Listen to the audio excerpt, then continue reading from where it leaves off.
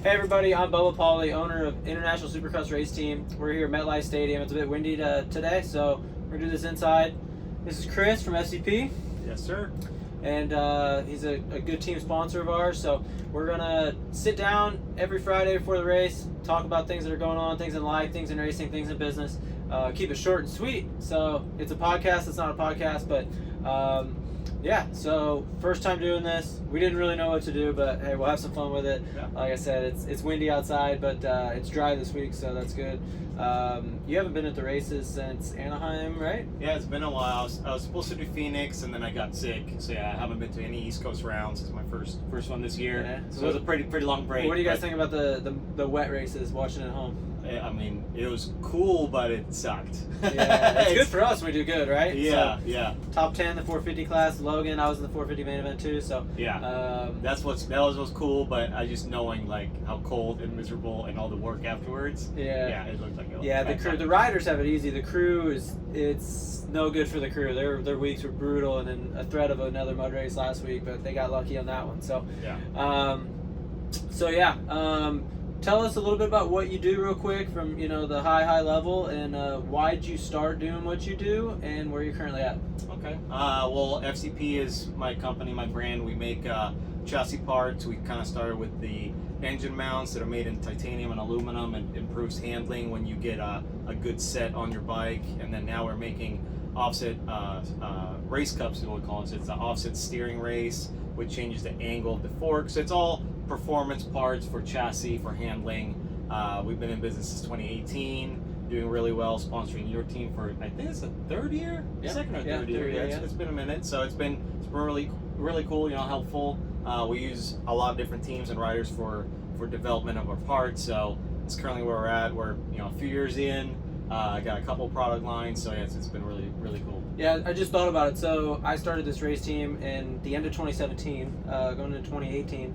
And so right around the same time. So you've been running your business about the same time as I've been running mine. Mm-hmm. And it's cool. Where are you at as far as looking from 2018, looking at where you're now, or looking to where you're at now? What's that like for you? We've done, I think they say in business, like if you can make it like past 5 years, you see like a big growth spurt, like it's kind of like a big milestone, if you will. So where we're at right now is, we're selling our parts consumer direct on our website, fcpracing.com. But we're also like really starting to push the dealer network right now. So we have a couple of dealers here in the U.S. We just signed a MX store in Australia, so we're growing a little bit, outside the U.S. So business-wise, we're doing pretty well, growing. We kind of started the engine mount. No one was really making a performance engine mount. There's some other products out there that were like weight saving, but no one really actually pushed like, hey, if you do an engine mount the correct way, you can improve traction, you can corner better, you can get a better feel. So we've it's been quite the journey, and it's been really cool so far. Yeah. So would you say, I mean, looking back, like, would you think you'd made it this far? Was it a dream? It was a dream. Like it's kind of funny now. I was actually telling my wife this just recently. Is I used to race, right? So I used to race. I wanted to be pro. I made it to Supercross, but I didn't do anything. I never made a night show. So now though, like knowing the industry as well as I do, and having when I go through my phone and I see the contacts in my phone, I'm like, oh wow, like I didn't know. I dreamed of this, but like it actually being reality is pretty neat. Yeah, same thing for me. So I mean, looking back, like I never thought we would be this far where we're at, with the race team, and just looking at like accomplishments that we've had. Our first 450 Supercross top 10 in main event was just a couple weeks ago. Yeah. We worked with riders at top 5 in SMX playoffs, top 10 in 250 championship, 250 races, top 10 outdoor championships, top 10 in 450 outdoor motos, races, overalls. So like continuing to check these boxes, like, as far as top 10 goes, like we've covered that, one time or the other. Obviously we want to do it more and more, but it's, if you would have told me that, 6-7 years ago, I'd be like, yeah, that's the goal, that's the dream, that's what you pay, you pray for. Yeah. Now obviously you're praying for different goals. You wake up every morning trying to achieve something different, and I'm sure you can relate to this, but it doesn't really get any easier. If anything gets harder, you know, there's more expectations, more, you know, responsibilities. It's almost the same as just working out and going to the gym. Like the run never gets easier. You just go faster or harder. Like nothing ever really gets easier. You just push yourself a little bit more and you take like the next step to the next level. But nothing's ever easy. Yeah, and you talk about like contacts in your phone. I can think it just embedded in my memory. 2022, I was talking with Freddie Noren about bringing a fellow Swedish guy, bringing him on the team. I like Freddie. I was always, you know, raced with Freddie for a long time too. Bringing him on the team was a big step for us. And I called Jeremy Albrecht, who was, you know, former JGRT manager, James Stewart's mechanic, which was my idol growing up. I was like, that guy, seeing him on the podium with James Stewart, you know, the pink gear, 125 days, like that was just like unreal.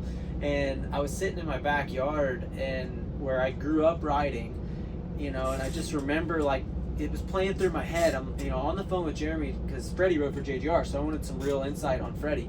And talking to J-Bone on the phone, where I used to idolize that guy, he's asking me questions and giving me advice, and I never thought that moment would come. And you know, like this pretty cool. Those little moments like it's that. Surreal. It's surreal. It's pretty cool. Yeah. And you know, you realize everybody's human too. You know, so like we got to put ourselves in the other position. You know, when all the time, you know, younger riders, you know, other privateer guys, you know, kids, you know, it's just like give them the time that maybe people didn't give you. And but it's a good industry, good people, and everybody's always trying to help each other out. So absolutely.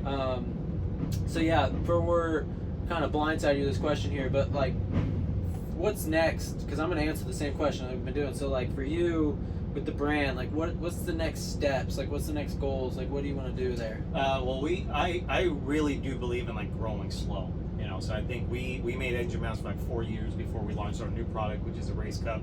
I kind of want to establish that. It's also, it's another product that hasn't really been available to the public before, so that's kind of the focus for now. But then we have another product we're working on. It's going to be a year or two, maybe even 3.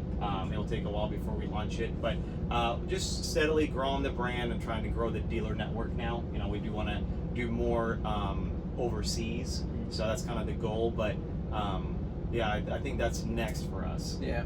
Yeah, the slow growth is super important. Obviously, you try to bite off more than you can chew. It's not going big or going home is like, I mean, it's kind of what you need to do sometimes. But yeah, kind of like Steady Eddie seems to be just more level. Like you don't, I don't want to over promise and under deliver. So I'd rather do the opposite. Yeah, and we're in the same position here. You know, the race team bringing on higher caliber riders. You need to be able to deliver for that. You know, have the resources, have the people, have the funding. Yeah, and you are doing it. I mean, you have Derek, and you got some good guys on your team. You know, you got good riders. You know, you're still not top riders, but you have some really good guys. So yeah, like slow growth is good. Yeah, and it's funny because I was talking to Jeremy Albrecht a couple weeks ago, and he had said with JGR, you know, there was never enough.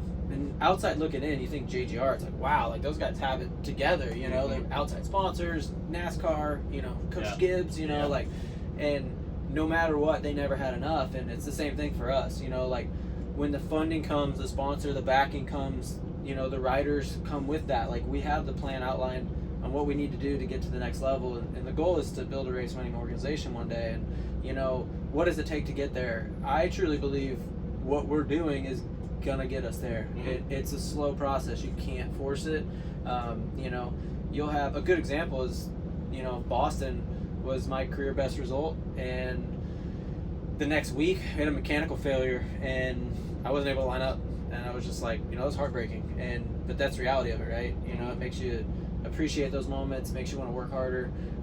You know, to have a career best followed by, you know, one of the lowest of lows, it's like, oh my gosh, that's like, how it goes sometimes. You know, so that's it's, you can't plan for that stuff, but you can learn from it. Yeah. And you know, when it comes to building a business, building a race team, there's so many parallels, and you know, like it's you have to learn, and learning by living it is so important. Well, and let me ask you this too, just for the people listening and watching this. So, you know, when you started this year, you had 2 riders, right?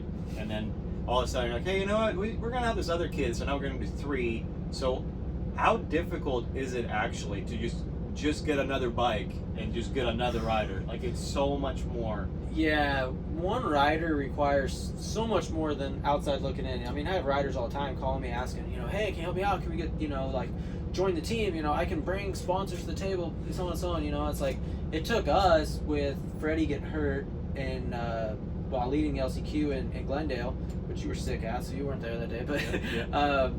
so I needed to get another rider because we had obligations to sponsors that we were going to have field a 2-rider team all season long. So the next week, we were immediately calling riders, seeing who could fill the spot, and it was going to be a week-by-week scenario. So Logan was a sponsored rider from the dealership that we work with, Southeast Sales Power Sports in Wisconsin. So I knew, we got somebody walking in here. That's race day though, right? Or race weekend. So this is a live operation. So Logan was, like I said, he was part of the dealership that we work with as well. So it was a good fit. He's like, hey, I can ride the bike. Turns out he did really good, and there was a lot of really good things that we're building there. We didn't know how long it was going to take for Freddie to come back, so we just offered him a week-by-week scenario there. Like, it didn't cost us any extra money to do any of that. Well, Freddie came back, and Logan was still progressing, so we had equipment set up for him. It's like now we need to field another mechanic, so many different things had to come into play. So there's a lot that goes into having, an extra rider. And, believe it or not, last weekend, having 3 riders when I had that mechanical, there's extra energy and effort that goes into that. I'm not saying that would have got me back on the track before missing qualifying, but, it's just like one rider requires so much attention, even when things go right. Yeah. So, last weekend we had the rain schedule, so qualifying was condensed. It was super short and tight. It was difficult, and everybody, tried their hardest and did what they could, and the clock ran out. So, whether you got 1 rider, 2 riders, 3 riders, 4, like, there's so much that goes into it. And then working with sponsors like yourself, it's just like, hey, we need to get another bike ready. Well, guess what? We need to get a practice bike ready now too. Yeah, we got parts going. Even you, myself, I know you guys are running some specialty parts too, so even just getting that going is a lot of work, but we're all trying. And for us, like, we really appreciate from every sponsor, everybody that's involved. It's like the resources it takes for us to do what we do is every company has investments in it. And like, I don't take that for granted, for sure. And I know there's a lot of teams out there that do, but for me it's a personal thing. Like, I don't like calling and asking somebody for more. Maybe if we're winning, it's like, hey, we need more, we're winning, dude, we're killing it. But it's like, we're never good enough. Even a couple weeks ago with our, by far our season best result, somebody asked me, hey, did the phone ring more this week? Did you guys get anything extra? I'm like, no, I feel like we just did what we were supposed to do. Yeah, it's almost like, everybody, like, that's what people expect. Like, we were all trying to better, you're trying to better your team, your performance. Like, every single person on the team, sponsor, or not, is like trying to improve. So we're all like gunning for you. It's gonna go well. We got just a few races left in Supercross here at MetLife Stadium, New York. Your first time in New York? Yep. So you're enjoying it? Yeah, it's wonderful. Yeah, so I'd like to come here as a tourist one day and check out the downtown and stuff, but it's race time here. So who's your picks for the race tomorrow? Oof, Freddie, okay, all right. I don't know if we can afford the bonus right now. I mean, we're pretty tight. Yeah, if you fell sweet, okay. Let's get a green bike up there, because there's right. not a whole lot of green bikes out there. Yeah. So the last few weeks we've been leading the charge on the Kawasaki's in the 450 class. See, killing it. So yeah, we'll tune in next week. We'll be in Pittsburgh. Have a little follow up. We'll have somebody else on here. You won't be there next week, but thanks for the time. I appreciate it. Thanks Absolutely. for your support. Comment below. We'll see how this goes. First run at this, so hopefully we kind of keep it short and sweet. Hopefully a fun conversation, but any insights, feedback, we appreciate it. So thank you. Thank you.